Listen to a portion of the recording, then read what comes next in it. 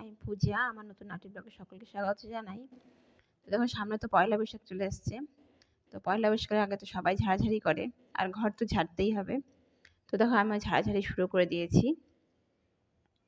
আর ঘরটার একটু না ঝাড়লেও হয় না, কারণ সামনে পয়লা বৈশাখ, নতুন বছর। তো একটু পরিষ্কার তো করতেই হয়। আর যেহেতু আমার স্কুল থাকে, তো আমি তো পরিষ্কার করার সময় ঠিক মতো পাই না এক্সট্রা কাজগুলো করার। তো আমি দেখো সেই পয়লা বৈশাখের উদ্দেশ্যে, আর আজ রবিবার, তো আমি আজকেই কিন্তু ঘরগুলো ঝেড়ে নিচ্ছি। রবিবারে যতটা জানি ঘর ঝাড়তে হয় না, কিন্তু কি করবো, মানে স্কুল থাকার জন্য কিন্তু আমি এতটুকু সময় পাই না। তবুও আমি সব ঘর না, মানে আমাদের ঘরটা আজকে পরিষ্কার করলাম।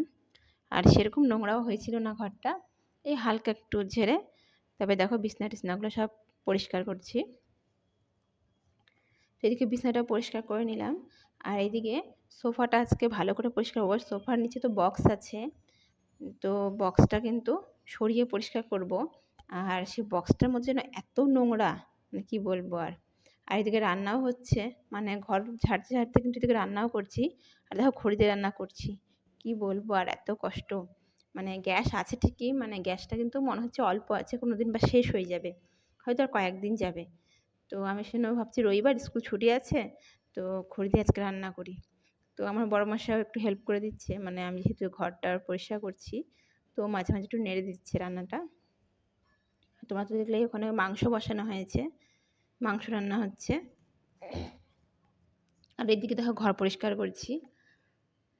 এই যে সোফাটা আমি ভালো করে কিন্তু সরিয়ে, যত নোংরা ছিল, মানে সোফাটার বক্সটা সরিয়ে, কারণ ভিতরটা তো অনেকই জায়গায় আছে যেটা কিন্তু প্রতিদিন আমরা ঝাড়লেও ভিতরটা কিন্তু অতখানি ঝাড় বা পরিষ্কার করতে পারি না জিনিস সরিয়ে। তো যখন ঘরটর ঝাড়া হয়, যেমন দুর্গাপুজোর আগে বা পয়লা বৈশাখের আগে, তখন কিন্তু সব কিছু সরিয়ে ভালো করে পরিষ্কার করা হয়। তো সেই একইভাবে আমিও কিন্তু সোফার নিচের বক্স সরিয়ে ভালো করে পরিষ্কার করলাম। আর যে বিছানার চাদরটা দেখছো, এটা কিন্তু বড় চাদর। মানে যতবারই আমি ভাবি সোফার একটু ছোটো চাদর কিনবো, কিন্তু আমার না বড় চাদরই কেন যে পছন্দ হয়ে যায়, আর বড় চাদর আমি নিয়ে চলে আসি। যাই হোক, এখনও ছোটো চাদর কেনা হয়নি, তো কোনো সময় অবশ্যই কিনবো। তো সেজন্য কিন্তু চাদরটা আমার ভাঁজ করে পাততে হলো। আর এখানে আমার ছেলে ঘুমাবে, খাটে আমরাই ঘুমাই। কিন্তু শীতের মধ্যে কিন্তু আমার ছেলে আমাদের সাথেই ঘুমায়, মানে খাটে তখন আমরা 4 জনই ঘুমাই।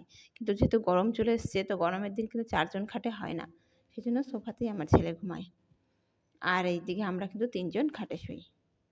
এই যে দেখো, আর মানে খাটটাও নোংরা ছিল, সেটা একটু পরিষ্কার করে নিলাম।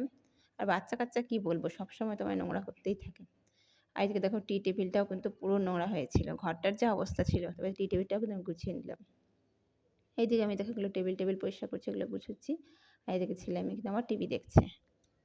তো এই তো হলো আমার পয়লা বৈশাখের কাজ। তোমরা কেমন কাজ করলে অবশ্যই কমেন্ট করে জানাবে। আজকের মতো এতটুকুই, টাটা।